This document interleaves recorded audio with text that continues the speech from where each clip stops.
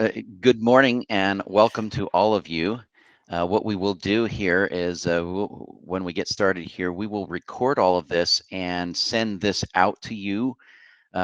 So if you are at all on the registration, you will receive a recording of this, and I will also be providing all of the PowerPoint slides so you don't have to feverishly take any notes on that.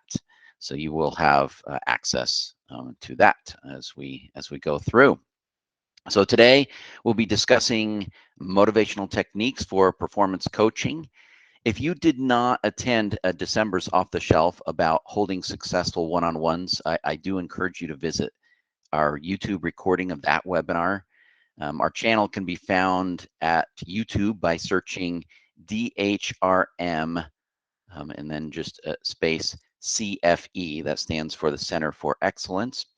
But if you just go to YouTube and put in DHRM CFE, you will open up essentially the compendium of all of the recordings that we have had for the off-the-shelf series and have access to those. So that's where this will be permanently stored. And that particular the particular off-the-shelf last month holding successful one-on-ones really goes into the value and elements of good one-on-one meetings you have with your employees.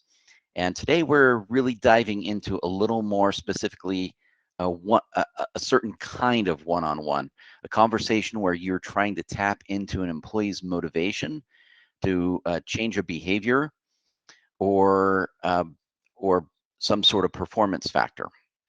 So this kind of one-on-one might be beneficial when an employee is either struggling to find the motivation to perform at a high level, or maybe it's just a high performer that's struggling to overcome some obstacles that are eroding their motivation. So as a supervisor, you have to determine whether addressing a particular challenge is necessary or optional in order for the employee to be successful. So coaching can be used for either case, but an employee who is pervasively resistant to making changes doesn't really benefit from coaching. At that point, as a supervisor, you're going to have to determine whether the issue or whether the required change is critical or not. Let's get started here I've got really three objectives for us today. And I'm going to introduce a concept called motivational interviewing. Some of you might be familiar with this, but if you're not, I'm going to introduce that. And then I'm going to describe a four-step sequence that supervisors can use to structure a performance motivation coaching conversation. Then we'll move on, and I'll explain four core motivational interviewing skills and some accompanying techniques to help employees self-discover what might be holding them back. The question I think we need to answer right up front is, when would I use this kind of approach? So the ideas that I'm sharing today might be applicable in many situations, but I'll give you a few just to get you thinking. And sometimes it's helpful to reflect on a situation that you have dealt with before or one in which you are considering. And I encourage you to think of one of these situations as we explore the concept, so you can think of them in the context that you would be dealing with. So some examples that might benefit from performance motivation coaching would include a high-performing employee exhibiting maybe some abrasive behaviors toward colleagues, so that may be a behavior that needs to be fixed. An employee faces a new challenge wherein they seem to be kind of languishing, or an employee might be having a difficulty connecting to the unit's mission. A workplace procedure or process might have changed, and the employee is having difficulty embracing a new way of doing things. Or maybe an employee is having general productivity issues. So those are just some situations that might come up. This is also a great tool for when an employee needs help strategizing developmental or career goals. So what is motivational interviewing? It's a collaborative conversation style, really, to strengthen a person's own personal motivation and commitment to make some sort of change.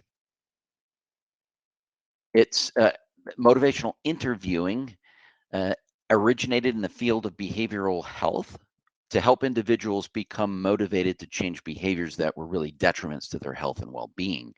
The techniques, which are largely communication skills, have been more broadly applied to education, fitness, it's used in the military, performance, and all kinds of settings where behavior change is desired. The principles and accompanying techniques can be helpful in performance coaching, and that's as I just mentioned before, whether you're seeking to encourage an employee to make significant performance improvements or just guiding top performers through some challenging obstacles. Um, Motivational interviewing is used with precision and depth in clinical settings, and so I don't want to get mixed up in what we're doing here today. So what I'm sharing today is not intended for clinical advice. And if an employee does disclose that that their performance is affected by a mental illness or another mental wellness challenge, they should really be encouraged to consult with their human resource office and seek professional help from our confidential state employee assistance program that's administered by Blomquist Hale, or from another trusted provider of their choice. Let's explore the characteristics of a motivational interviewing approach and why it works well for performance coaching. A supervisor who engages in motivational interviewing really collaborates with an employee rather than serving as their expert advisor. Coaching requires a supervisor to take a more a facilitator role rather than a command or directive approach. So approaching from a collaborative perspective really recognizes that the employee is the real expert on their own thoughts and intrinsic motivations. The coach merely asks questions to encourage an employee to reflect and make their own decisions. Ultimately, the employee is the one who really decides, right, whether to make changes. So motivational interviewing is designed to roll with any resistance the employee might present. So the coach avoids uh, the temptation to argue over the details or the accuracy of an employee's perceptions. Sometimes an employee might invite your perspectives, but they're not imposed. And the coach refrains from blaming, labeling, or diagnosing the employee.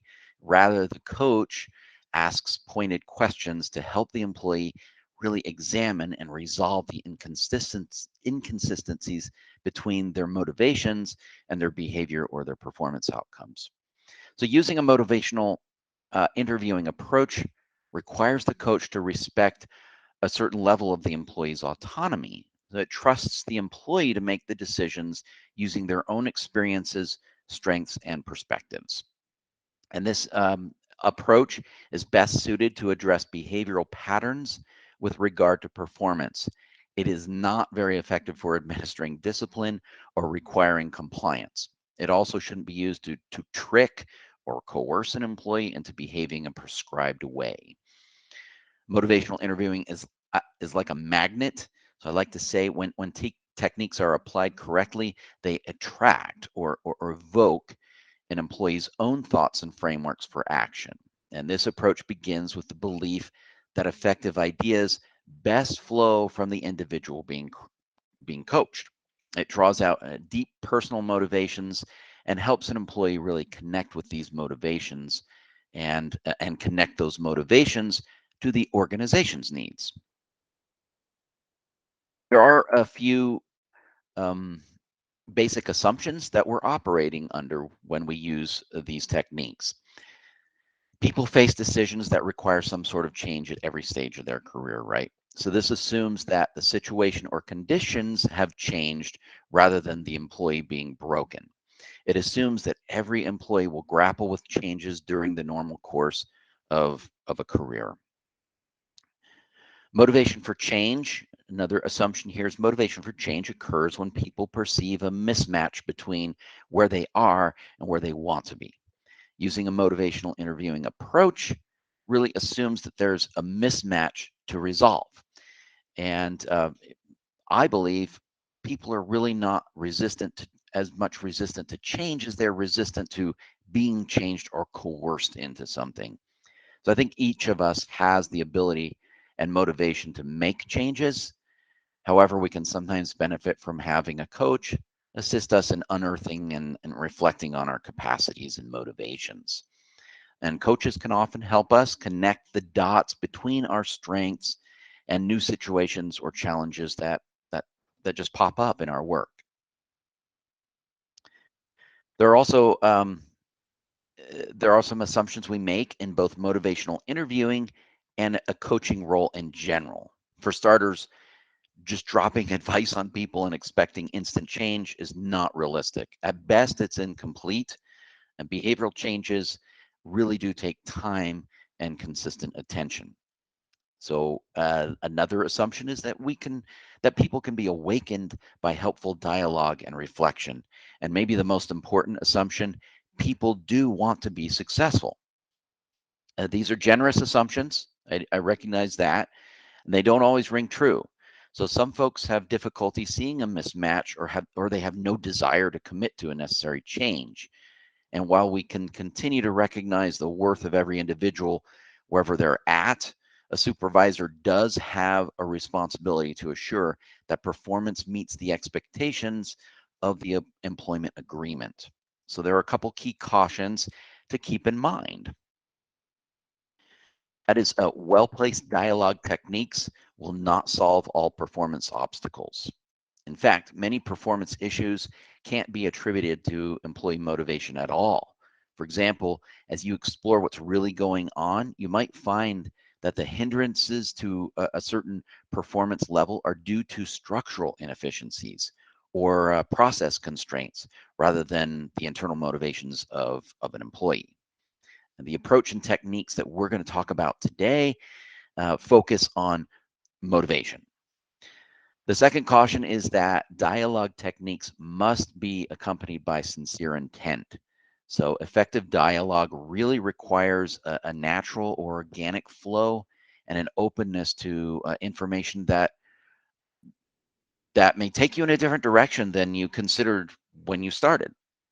If you've already determined that there's a specific course of action that you want to take, or you've arrived at a conclusion about the employee or their performance, then these techniques are not likely to be authentic or effective. So when we're talking about our work performance, it's largely the product of behavioral patterns that we've developed to apply to our craft. And these patterns and habits serve us well under certain conditions. However, we all recognize, and we've been through this recently, that conditions change and sometimes we attempt to use the same patterns in situations where they no longer work. So other times we develop new patterns to cope with the changes without recognizing that those patterns are getting in the way of our being most effective. So the question comes up, why are some changes so hard? Well, it's usually not because of lack of information, laziness, oppositional personality, or denial. Actually, ambivalence can usually be credited. And I'm not talking about indecisiveness. Ambivalence is really the state of having simultaneously conflicting feelings towards something or someone. I like to simply say ambivalence is wanting incompatible things at the same time. And this inner conflict is really uncomfortable, but it is a normal part of preparing for change. Unfortunately, sometimes we get stuck here, and it leads to avoidance and procrastination and some of those other things that I just mentioned. So those behaviors might prevent us from reaching our full performance potential, and it's easy for supervisors to mistake that this inner conflict that's going on, this for resistance, especially when people who feel ambivalent can exhibit some hostility or other adverse behaviors as a byproduct of their frustration.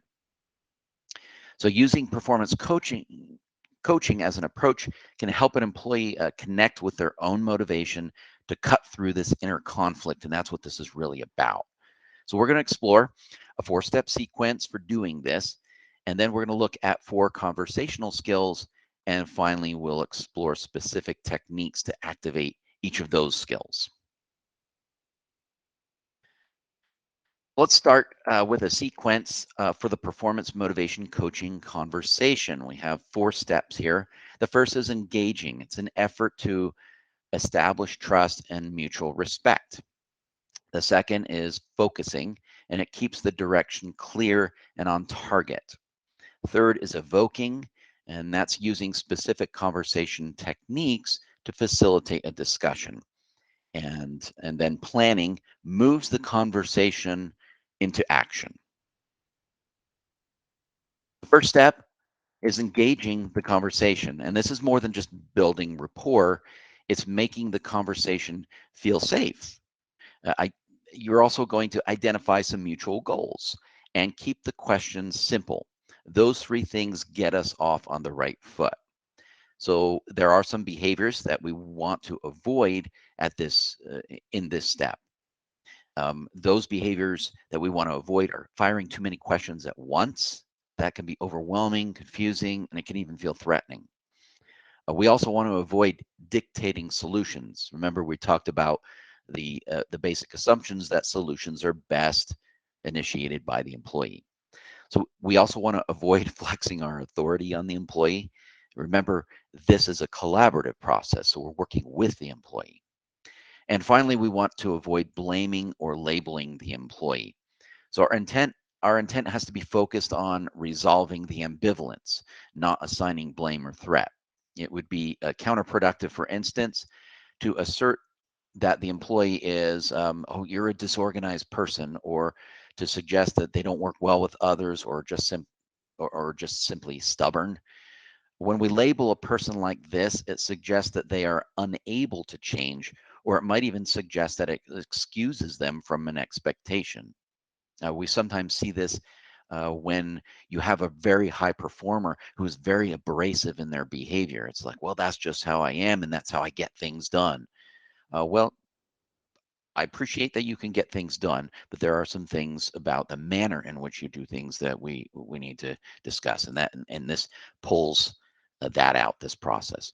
So, in a nutshell, the goal of engaging this first phase, or this first step here, the goal of engaging is to create a safe environment, establish mutual goals for the conversation, and open the door for exploring motivations and behaviors. Now we move on to the second step in our performance motivation conversation, and that is focusing. So focusing isn't restricted to this step. It's an ongoing process of seeking and maintaining direction, but it's easy to get caught in distractions and tangents, and especially because it's uncomfortable to discuss personal motivations or misaligned behaviors sometimes. So there is an inclination to avoid or divert attention from the subject, and that can be felt by the employee that you might be working with, and you yourself may feel some of that temptation to divert attention from the subject. So setting a simple agenda with a clear focus on goals and priorities will give you a reference point to return to if things kind of go a little off track. And some supervisors like to do this with a, a formal written agenda for the discussion, or less formally, just a few notes to keep you focused. You could simply record 1 or 2 goals on a whiteboard that you wish to focus on, and that allows both you as supervisor and the employee to reference the purpose of the conversation as the conversation ensues. And in some cases, you could ask the employee to identify 1 or 2 things they'd like to get out of your discussion. This also doesn't have to be restricted to the start of the conversation. Remember, if things get a little off track or out of scope as you're going on, consider revisiting or redefining the scope and purpose of the conversation um, uh, later in your conversation. So it is helpful to be clear up front about the conversation's purpose, and it might be necessary to manage the scope as the discussion expands. You'll want to avoid bringing in unrelated details or discussing too many things at once. If other important issues do come up, that's fine. You can note these for a future discussion. Some folks like to call this a parking lot. It's typically a spot on a notepad or a whiteboard to capture some thoughts and concerns or ideas for another time. That way you don't lose them. You're not disregarding them, but you're putting them up and saving them for a future discussion or another time. Third step in our coaching conversation is evoking, and evoking involves asking effective questions and encouraging self-reflection. There are really an unlimited number of questions you can begin with, and I've just sketched a few here for you. So they look like why do you want to pursue such and such a goal, or what reasons do you see, um, or what benefits would there be for a particular change? Now, what options do you think you have to move this project forward? Or how might you go about making a change? All of those are questions that can facilitate the discussion and get you into that. You can often hear when a person is ready to get deeper into this part of the conversation. They'll typically use words that hint at favoring movement in the direction of change. So they might make assertions about what they want. This is where I want, or gee, a month from now I want to be here, or or this is what I have. This is what I bring to the table. This is what I have to offer. Those kinds of comments are all getting at the conversation, and you can utilize that to engage and evoke further thought. So this is where your questions can begin to explore those motives more fully. And we're going to spend a lot of time in evoking today. So evoking is the most involved step, and you may not be ready to move on to the planning phase. Remember, our fourth step is planning, and that might not happen in the first coaching conversation. If an employee is not able to find their motivation or see their direction clearly yet, there's little benefit to forcing the process onto the fourth step of planning. So if you find yourself stuck, it's okay to take a break. Whether that's 15 minutes or a week or longer may depend in part on the urgency of the needed change. Another thing to keep in mind is that self-discovery might begin with safer or more superficial motivational factors before the employee is really ready to dig deep to reveal their fundamental motivations. Finally, our fourth step here is planning some sort of action. So effective performance planning operationalizes the motivational forces we evoked in step 3. So this is the final step, and it negotiates a specific change plan that the employee agrees to and is willing to implement. Planning is the final step in the performance motivation sequence, but it is certainly not the end of performance management. That's ongoing. So with regard to performance planning goals, the formula of SMART goals has been shown to be effective. And so for the many of you are familiar with this. If you're not, I'm just going to go through this briefly, what these mean in SMART. The first one is specific, and that gets down to defining specifically what you're going to do. The measure is how you will know that you have achieved it. And then finally, achievable, it has to be realistic. I mean, there is a time to shoot for the stars and only hit the top of the mountain, or however the saying goes. But a SMART goal really focuses on something that's functionally realistic. What are the most concrete steps? How do we get from point A to point B? And what are the intermediate steps? So making a goal achievable really makes it tangible. Relevant is our fourth one there. And this answers the question, how will this change things? And what will this do for the employee? What will this do for the organization? All of those things are answered in the relevance of this action. And then finally, time bound. When will you do this plan? When will it be accomplished by? Those are SMART goals. Okay, so we've reviewed 4 sequential steps.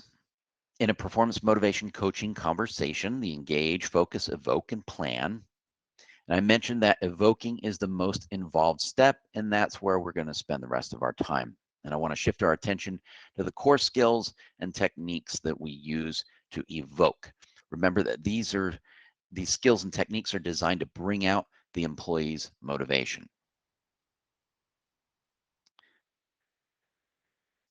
Okay, we have another acronym. So we had SMART, and now we have OARS. So these are the core motivational interviewing skills, OARS.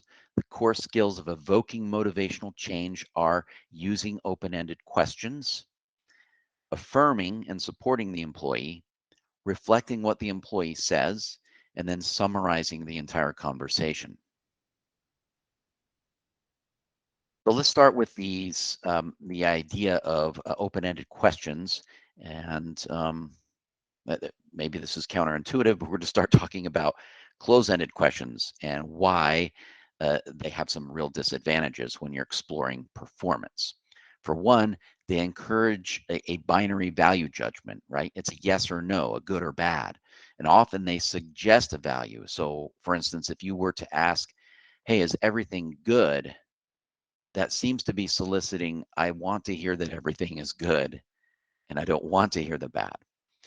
Another question that would be a closed-ended question is, what is the right decision?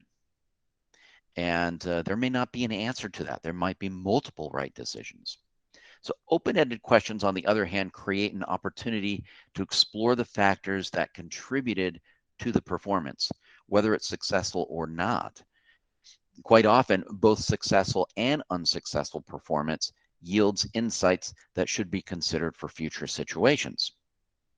So open-ended questions are more likely to reveal completely new ideas and problems that might have otherwise flown under the radar.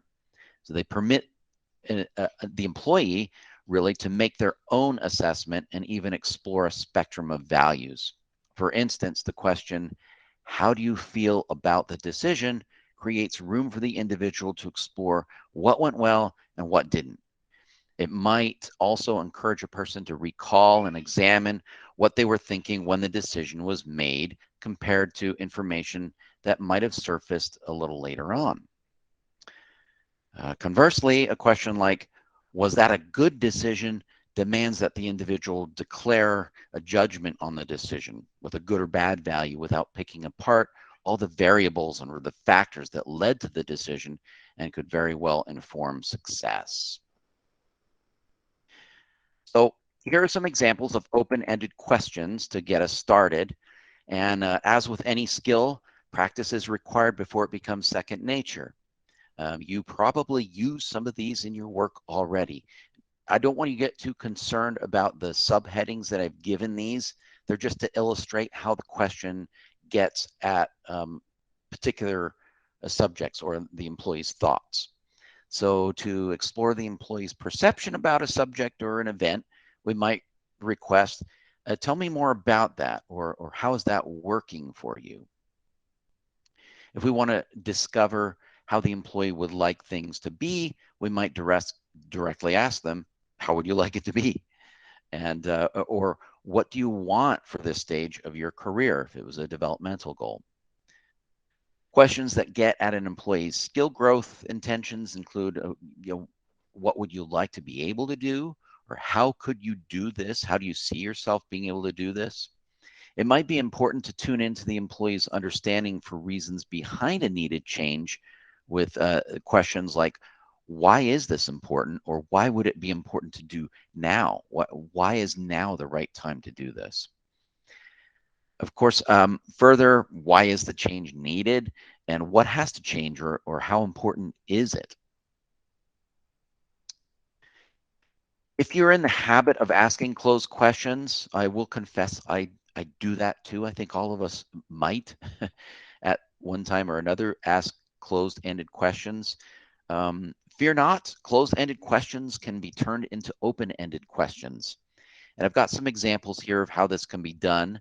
And as I said at the beginning, this slide deck is going to be shared with you. So I'm not going to go through each of these, But what I've illustrated here and included as a resource is how a close-ended question, common close-ended questions, can be opened up to an open-ended question, and then you can have some success with that, converting those questions, if you will.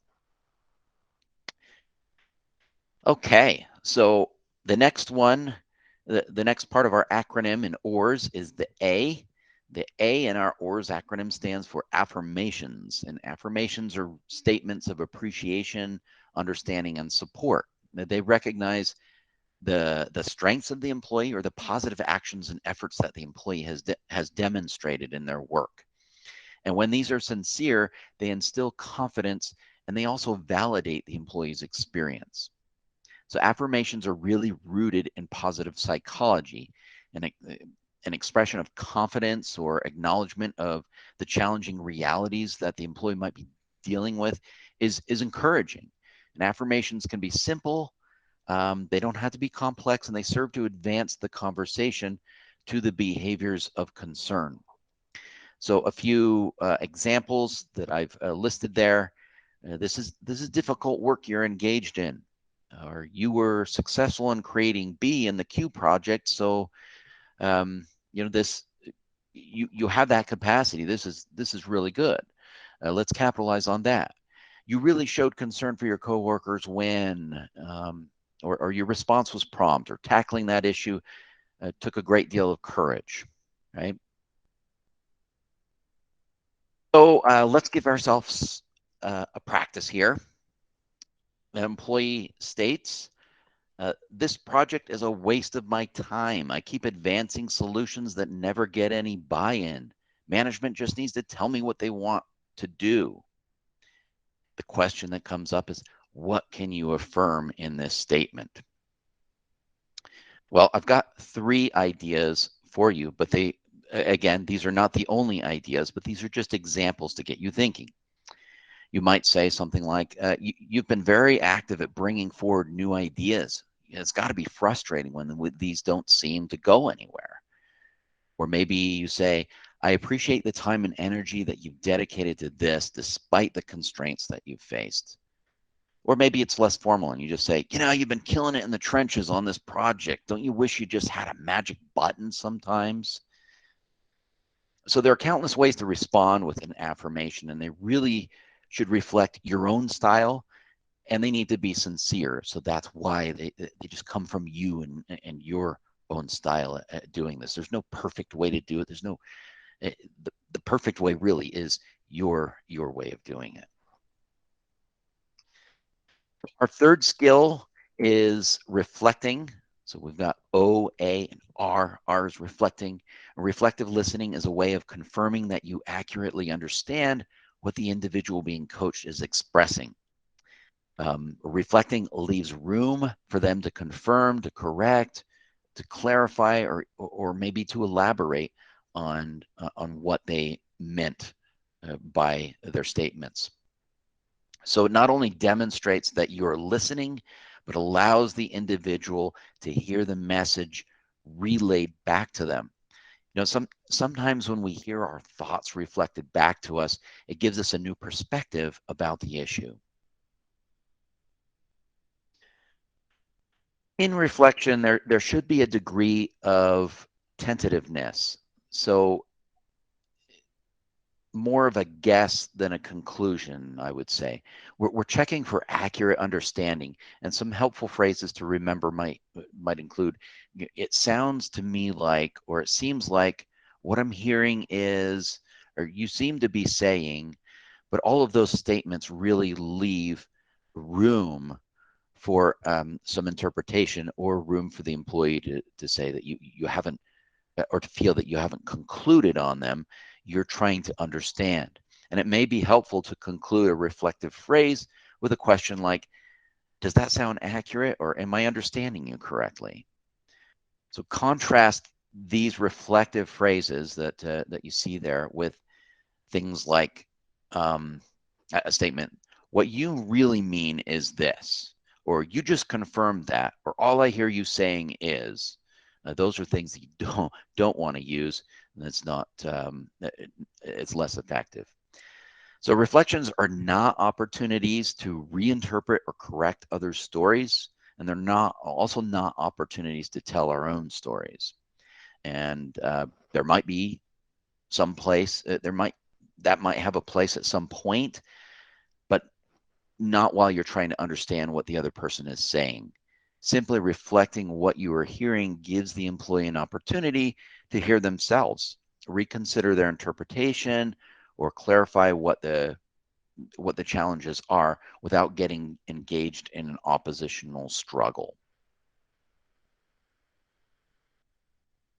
I'm going to remind you of some reflective techniques that you've likely learned about before. And as we go through the list, don't concern yourself too much with classifying your responses as one or the other.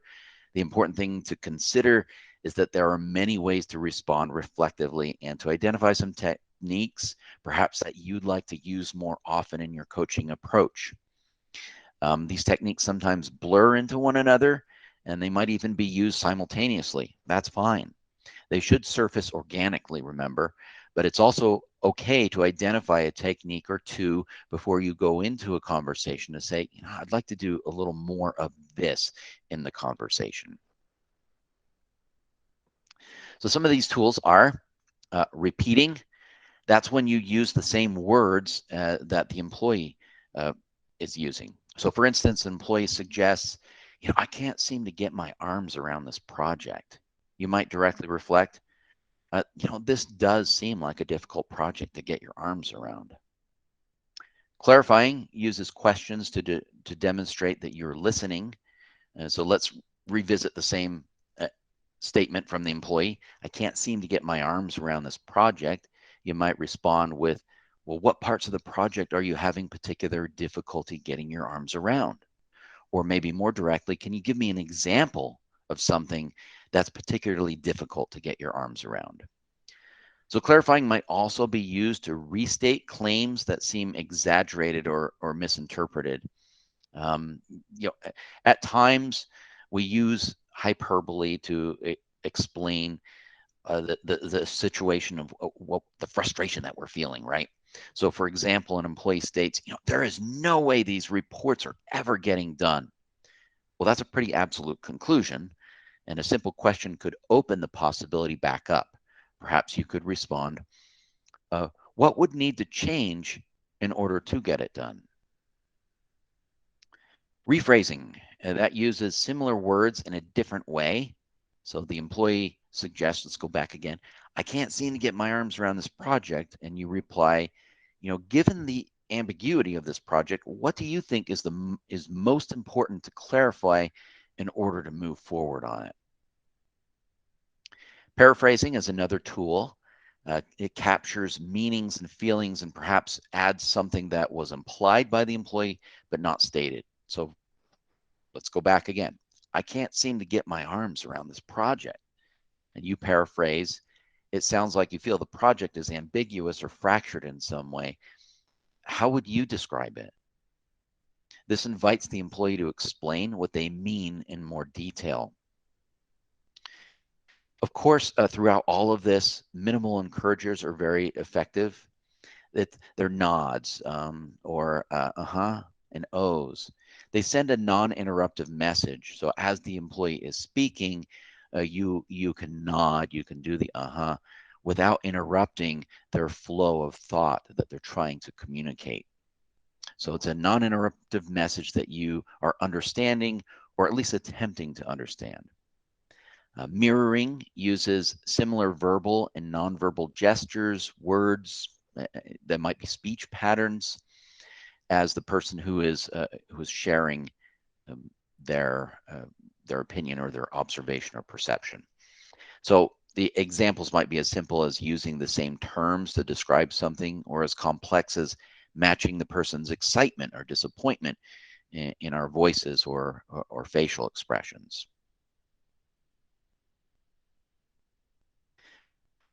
Let's talk about the skill of summarizing. Summarizing is the S in our OARS acronym, and summarizing has some similarity to reflection. but it's a longer recap of what has been discussed. So it might take some time to reveal the changes that need to be made. And the discussion might wander a little bit with some tangents and some thoughts that get modified or abandoned altogether. A summary can kind of omit these. It's a return to staying in scope. As we discussed, remember at the beginning, the primary tool of staying in focus. The summary is an opportunity to emphasize the observations that were made, the suggestions and the decisions that the employee made during the coaching conversation. So it also leaves room for the employee to add things you may have missed. And while the end of the conversation really should come with a summary, you can also use a summary to close out one subject or part of a discussion when it's been discussed adequately and it's time to shift attention to another subject.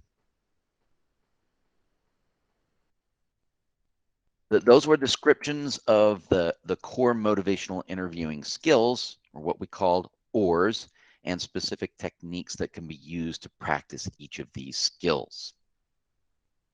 So here's how all of this fits together and cascades. Remember, we first looked at a four-step process using the principles of performance motivation coaching: engaging, focusing, evoking, and planning.